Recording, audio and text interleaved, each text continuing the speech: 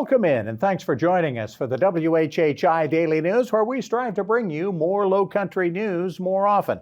Bit of an outdoor show today that should be a lot of fun, but first the headlines. I'm Bob Stevens. It took multiple hours of meeting on a Sunday, but the civil case between the families involved in the Mallory Beach boating death and Parker's convenience stores and Alec Murdaugh is over now. The families are getting a $15 million settlement from Parker's, and all the cases will be dropped. The meeting and settlement came just 2 days after Judge Daniel Hall ruled against Parker's motions to separate their case from Murdaugh and move it out of Hampton County.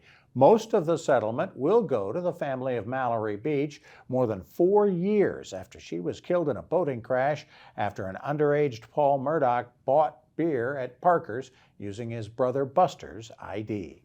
If you were in Bluffton late Sunday afternoon and wondered what all the police cars were doing in the Promenade Street area of Old Town and why some businesses in that area were evacuated, well, police were responding to a call of a person in distress threatening to harm themselves with a weapon. The police managed to take that person into custody after 2.5 hours standoff, and he's been referred to a mental facility for treatment. Nobody was injured in that incident. Paris Island drill instructor Staff Sergeant Stephen Smiley went into a military court on Monday charged with negligent homicide and other offenses more than 2 years after the death of 19-year-old New Jersey recruit Dalton Beals during the Crucible training exercise on a hot June day back in 2021.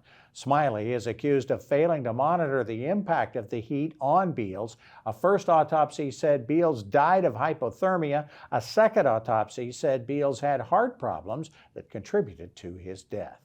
WSAV's Andrew Davis probably covered Hilton Head and the Lowcountry more than anyone outside our WHHI-TV coverage over the last decade.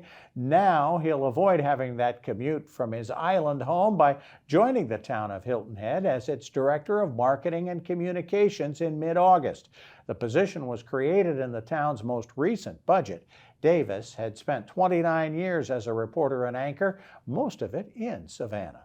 It's going to be a busy week ahead for Republican candidates for president across the state. Florida Governor Ron DeSantis appearing Monday night in Kankakee before officially filing his candidacy for the state on Tuesday. Former Governor Nikki Haley will be in Greenville on Thursday. Trump critic and former New Jersey Governor Chris Christie will make his first campaign visit this cycle with a town hall in Columbia on Friday. In 2016, Christie dropped out of the presidential race before the South Carolina primary, eventually endorsing Trump.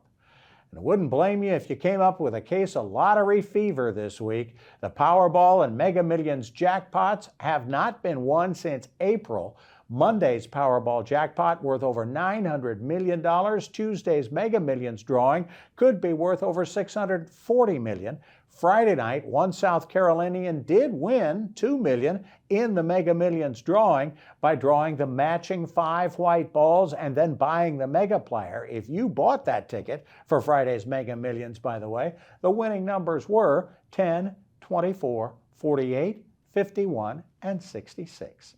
For more information on these and other Lowcountry stories, we invite you to visit the sources listed on your screen. Let's update sports in the area as we start to get ready for school to begin in another month or so.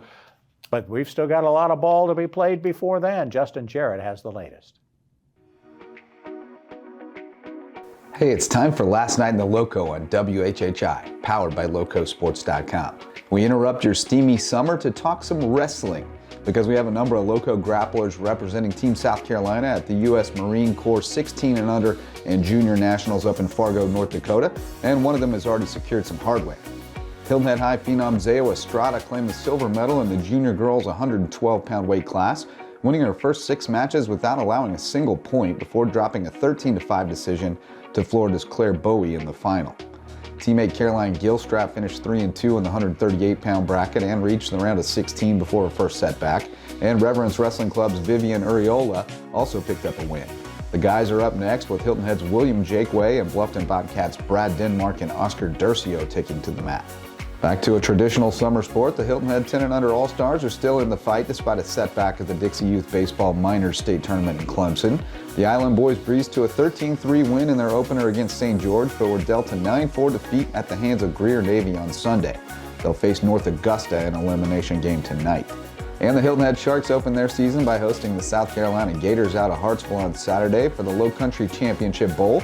Quarterback Vinny Luca and running back Jarvis Singleton found the end zone for the Sharks, but the Gators pulled away in the second half for a 40-12 win.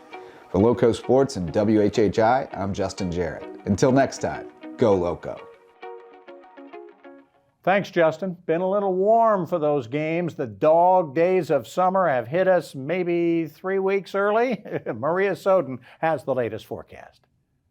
Thanks, Bob. Yep, so taking a look ahead, surprise, surprise, it is going to be another hot one this week with the temperatures getting into the hundreds by the end of the week. We are going to see a real feel of 112. We will be having a heat advisory, so if you're going to be outside, do be careful and stay hydrated. Also, coming with all these high temperatures, we are going to see some more thunderstorms by the end of the week. But taking a look at Tuesday, it's going to be partly cloudy, with Hilton Head having a high 92, a low of 79, Bluffton's going to have a high 95, a low of 77, and Buford's going to have a high 94 and a low of 78. The sunrise for Tuesday is going to be at 6:28 and sunset's going to be at 8:29. Taking a look at the beach tides, high tide's going to be at 9:38 a.m. and low tide's going to be at 4:48 p.m. Taking a look into the rest of the week, Wednesday it's going to be partly cloudy with highs in the 90s, lows in the 80s.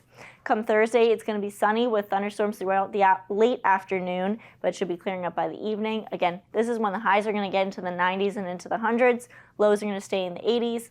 And then come Friday, it's going to be sunny to partly cloudy with scattered thunderstorms throughout the afternoon, and the rain is supposed to continue on into the evening. Highs are going to get into the hundreds, lows in the 80s. So again, if you're going to be outside, do be careful, stay hydrated, and that's it for today. Let's send it back to the desk. When we come back, we're going to talk about cleaning up Broad Creek. We're going to talk about boating safety, and we're also going to talk about those of you moving down here who want to buy a beach pass. It's all coming up as the WHHI Daily News continues.